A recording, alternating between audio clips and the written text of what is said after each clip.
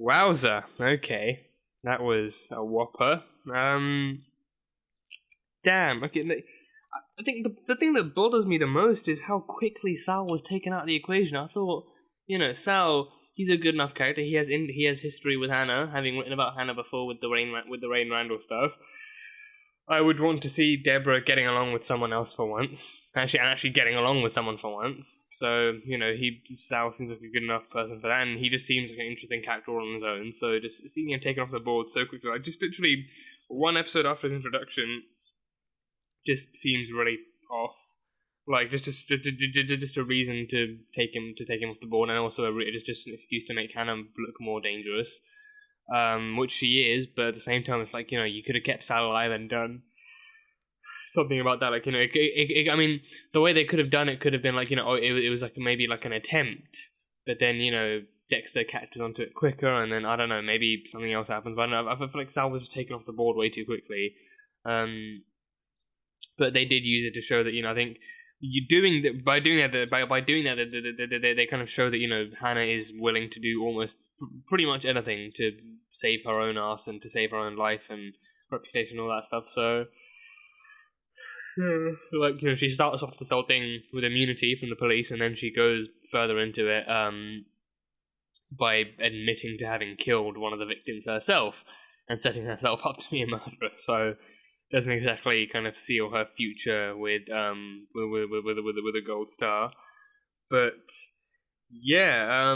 So Hannah has some history of her own. She's not exactly like like it's not like all of her actions are inherently evil, but she does have some darker, more sorrowful history of her own. More specifically, that she, in her marriage, she wanted a family. She felt she was ready for one. She wanted to be a mother, and so she got pregnant. But then her husband, Jake, didn't feel so ready, and he kept pressuring her to have an abortion. And then she poisoned him because of that. She killed him, but then her baby was DOA too. I think I'm assuming that is what miscarriage means, like the dead on arrival. I think, yeah. Correct me if I'm wrong on that. But yeah, she suffered a miscarriage with that delivery. So things went downhill for her from there, and I think that was wait, let me hold on. I don't know if I've written down the timeline, but was that before or after Beverly Gray? I think Beverly Gray was her mentor. I believe that had to be after, because I think she would have only learned the stuff with the plants from Beverly, because Beverly was her mentor, and she helped her look after the greenhouse and all that stuff. So she would have only learned about aconite from Beverly. So Beverly had to be first, and then her husband. That way, she would know how to kill her husband. So she'd just have him taking in aconite and stuff. So, that one makes more sense. But yeah, so I think because the entire time, like with the interview with Sal, the interview with Deb in the interrogation room, I was thinking the entire time, like, is there any chance that these are crocodile tears? Is she just putting on an act? But no, the tears were real because she was reminded of what she lost and also what she couldn't have, because she wanted that baby, but Jake wouldn't let her have it. He wasn't ready to have kids with her, or I don't know what his situation was, but he wasn't ready to have a family yet. So he kept pressuring her to get rid of the baby, and then she kind of lost it and then got rid of him. But then she also lost the baby in the process. So it all took a toll on her, and then she just kept. I think like part of her killing could be anger, like her like just not really getting what she wants or getting what she desires, pretty much. But even then, before that, her killing started with Wayne now too. But now, like when she looks back on it, she sees the pain and the suffering that's really there, and that kind of like powers her emotions more than anything else does, pretty much. So yeah, so she suffered the miscarriage. What else? Yeah, Sal Price. I think he was squeaky clean. He was pretty much like, I think I was thinking like, because I was thinking like Dexter's plan to frame him as the actual suspect in these true crime cases makes sense, because again it's like with Dexter working in law enforcement, nobody would think twice about a serial killer working for the same people that hunts them down. But Sal Price, and he had that phrase going, which was like, it's like easier to work a case from the inside, or easier to see the accurate aspects of crime from the inside. So something about working a case from the inside. So like matching that description as well, it made sense that for the general public as well, it would make more sense. It wouldn't be too implausible to believe that someone writing down all the gory and intricate traumatic details of these murders would actually have something to do with them as well. It would make sense as to why they've got such a clear vision for it. But in the end, no, it was just like an actual setup, a smart one, but just a setup nonetheless. But he was squeaky clean, nothing to his name, no crimes. But yeah, so he died of the heart failure. I was thinking when he got angry, I was thinking when he got angry and pushed it up, I thought if anything, it would probably just he started clutching his chest as well, and I thought the one thing the first thing it reminded me of maybe he's having a panic attack, maybe he has anxiety issues, because that's how I've seen some of that stuff happen, and it's kind of relatable in that sense. Experience wise as well, and just the way he just seemed to be he looked like he was struggling with his breathing. So I thought maybe this is too much for him. He's being threatened with defamation pretty much. So maybe he's sort of getting to him, but then no, he actually just started slowing down his breath, and I thought, okay, maybe panic attack. But then he just froze up, and then I thought, nope, heart issues, and then he just collapsed and bashed his head right at the corner. I think as soon as he collapsed and fell on the table, as soon as his head just so eloquently bounced off the table, I knew, okay, this is an emergency situation. A hit that hard and a crack into his skull that deep. He's got very, very little time, if any, to live. I knew any kind of that kind of blunt force trauma to the head, the person is not going to live for very long. So I figured at that point, okay, he's either dead or close to dead. So calling 911 was the best option. But then even by the time they arrive, chances are he's going to be out and down for the count. So yeah, and then by the time they actually come here, the blood's already still leaking down and onto the carpet and stuff. And then it has screwed up Dexter's place. So yeah, I did not see. I figured had they gone for something less lethal and just shown it off as a murder attempt, Dex would have been able to catch it out as a murder attempt, and then the story could have flowed somewhat. I mean, I don't know. I mean, yeah.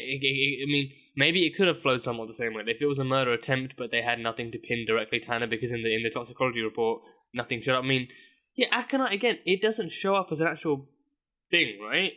It shows up as a toxin, but it doesn't show up as a poisonous thing. It doesn't show up as something that inherently, because it's not something that directly kills it. It just the more and more you ingest it or consume it in any way, because I think she could have probably put it in the coffee she gave Dexter in the last episode. I think the main form is ingesting it, but then that's over time, and your heart grows weaker to it, and then eventually you're out like a switch. So it's not something that immediately shows up as a thing, but there are no toxins that are known to be obviously poisonous, or nothing that's tested to be poisonous, and nothing fast acting was in the tox report. So there was nothing they could pin on her that way. But I think if it was more of a murder attempt, then he could actually kind of testify against it. Maybe talk about where he'd been, what he'd done. But it was the pen he was chewing that she. I don't know if she put aconite on that, but she put something undetectable on that, and then that. I think it would make sense if it was aconite. Again, he consumed it, then that then takes its toll very slowly, but then in time. And her assumption was that he would just it would just happen on the road. I think her planning for it to happen on the road would have been much safer for her, because then the tox report would probably stay the same, but then it would probably be he just lost control of the wheel or something like that. So but then the aconite would probably still show up on the tox report, and then stuff would still go that way. But I think if it was a murder attempt, keeping Sal around for one thing would have been just a nicer thing to see. But other than that, I think the way it's gone, it's been pretty much just showing how willing Hannah is to actually kill to clear her name, and she didn't even listen to Dex. No, she was so adamant on sorting out her own problems. She thought, you know what, I'll just kill the guy instead, before even being willing to listen to what Dexter's solutions were. So yeah, so Sal Price is gone. That's just friggity great. Friggin' great.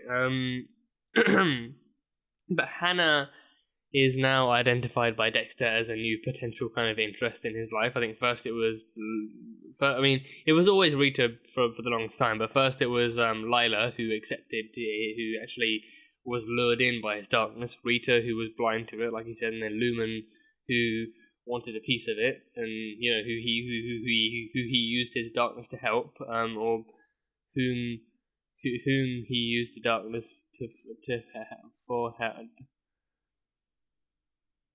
I'm not good with words. I'm not the greatest with words. But Lumen was the next one, whom he used his darkness to assist in murder. but yeah, that was Lumen, and then now we have Hannah. I think he said Hannah is someone that accepts both sides of him, but I feel like she's someone who, like, who's somewhat trying to dehumanize the bad to what he does, because he's a serial killer first and foremost, so to anyone, like, without context, that would just seem very, very bad, obviously bad to anyone, but at the same time, it's like, it's why he does the bad. Like, he does it, but he kills bad people because, to help people, pretty much. I think he finds people who have committed, at the very least, the worst of crimes, like rape, murder, assault, any of those things, like any kind of violation of human rights, pretty much. Because, like, we've most commonly seen him go after murderers and sex criminals and all those other kinds of things. It's very rare for him to go after like a cat burglar or like a petty thief or something like that. Like someone who just stole a purse, like he wouldn't really kill them. He just let the police handle them. But it's people like him, like and it's because of his affliction for blood as well, because of his trauma, because of his dark passenger, he's drawn to blood. So other people who produce blood from the sins and crimes they commit, he's drawn to that. He takes them out and stuff. But with Hannah, I think she had that one line where she said, do you always have to dress up the bad? Like can't you just let the bad be bad? Can't you just do you always have to dress it up? So it's like, her saying, like, can't you just kill just because you enjoy it? Do you always have to try and put up some kind of moral code or some kind of like moral compass onto it? And it's showing that, especially when she started out with Wayne, she was under that kind of influence, under that mindset that, killing was fun, and that, Wayne and her were going to be together forever, and they were just going to be killing anyone who got in their way. And then after she snapped out of it, it was too late. And even now, she is, she's willing to kill to cover herself. She's willing to kill to pursue her own justice. She's willing to kill to get her own way in the world and in life and stuff. So it's very different now. I think we saw Maria at the end there, like getting ready, looking through more stuff. I don't know exactly what papers she was looking at. I think I saw like the word docks on there or something. So something to do with like the boats, maybe. I'm not too sure. But yeah, like she was looking through something about like names used for rentals or names used on record, and I think on one, she was looking through the different sheets, and then she was going down the list, and then it went Deborah Morgan and then Dexter Morgan. So something in which Deborah and Dexter are either connected or they've used the same kind of thing or something. I think after thinking I saw the word docks, I was like, maybe she's like looking at the boat used or something, like, because the Bay Harbor Butcher dumped the bodies in the ocean. So maybe it was because of that, but I don't know. She's going into this though. She's very much going into this, even after Deb has raised numerous kind of cases where she could just be reaching too hard or too far, or just trying to look for a conclusion that isn't really there. Even after that, she's still adamant that something isn't right, and like her gut instinct is what's driving her to do this, and her gut instinct is what's telling her that this is wrong, and she's listening to that over anything else. So it's not exactly easy for her to just let go of this stuff, and especially because of like the connection that Dokes has to this. Dokes was her partner and a member of the Miami PD for a long, long time. So just seeing him in that light, it's hard for her to see him in anything else. So I think also that kind of, like looking as much as she can. And I believe she also has the thing where if the roles were reversed, she believes that Dokes would do the same for her. He would never believe that that LaGuerta was capable of being a killer or doing any of that kind of stuff and doing this at the same time. He would never believe that LaGuerta was that kind of person. So if the roles were reversed, she believes that Dokes would do the same thing for her.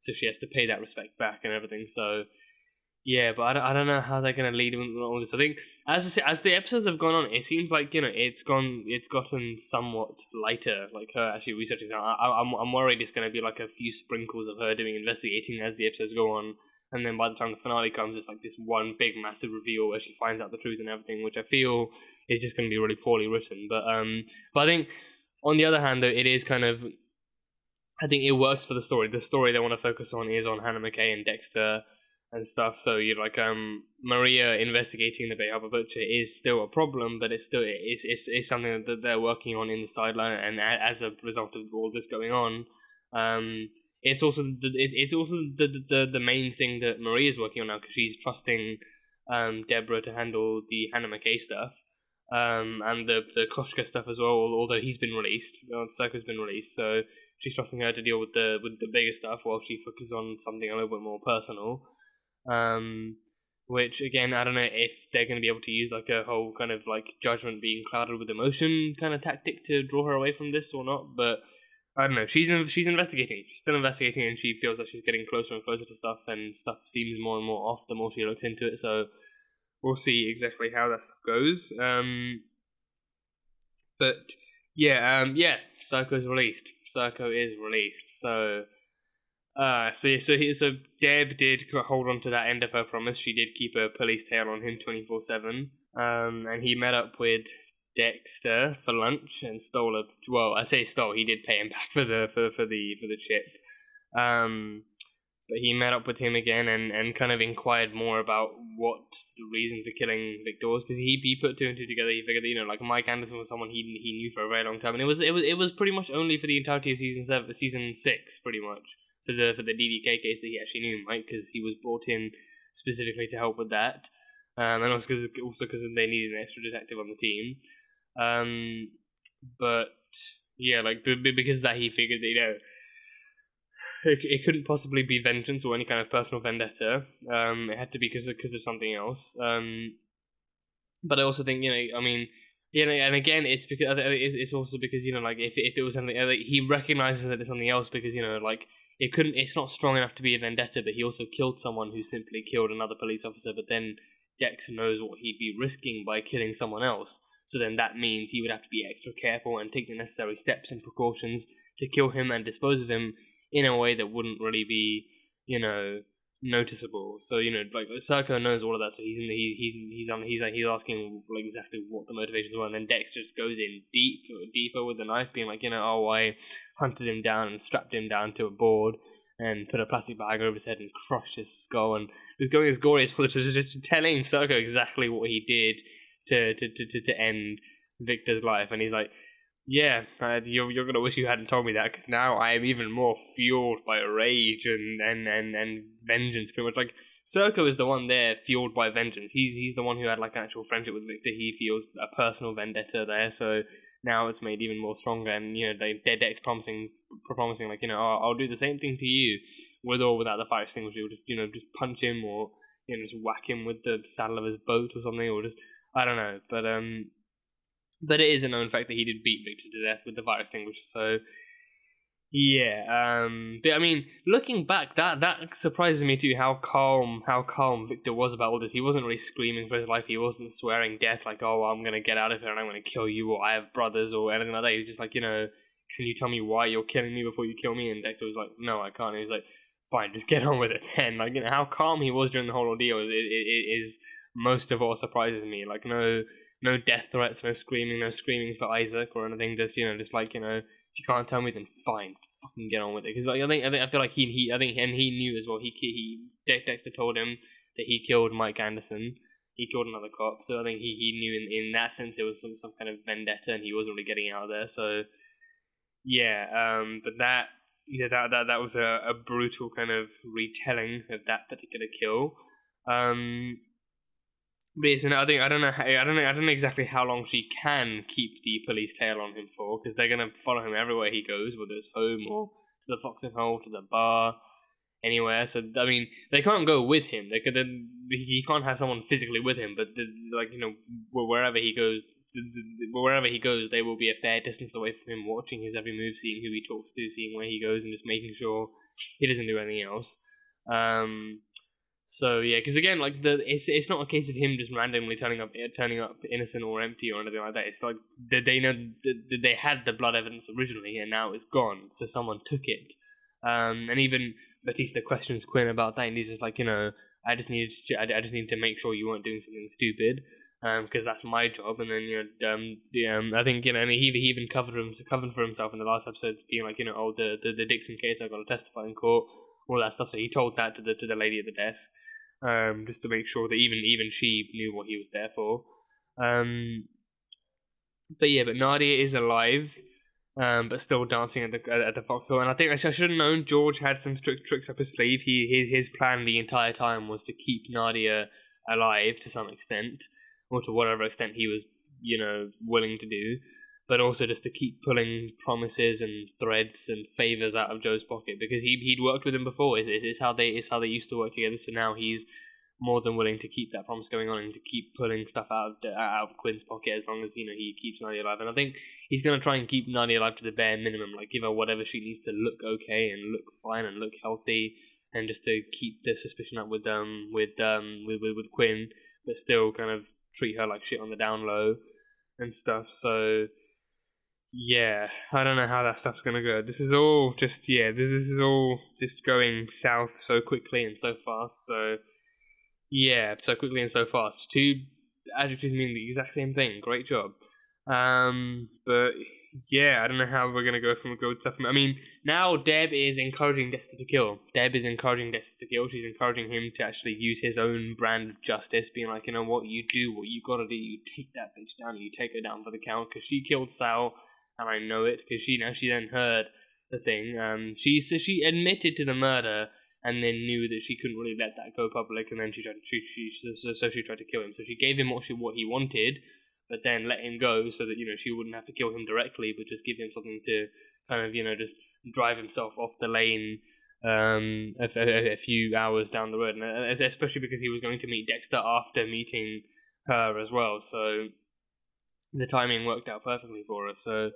Yeah, but again, I wish they'd kept Sal around for a little bit longer. He seemed like a good enough character. I wanted to see him get along a lot more with Deb too. So yeah, but yeah, good things are not something that happen on the show. We, as the audience, we do not get happy endings on this show. So that's what season 4 taught us.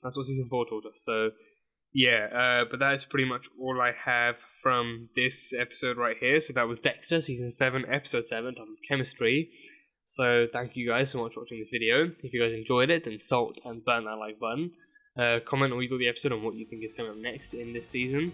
And yeah, that's it. So I will see you guys next time.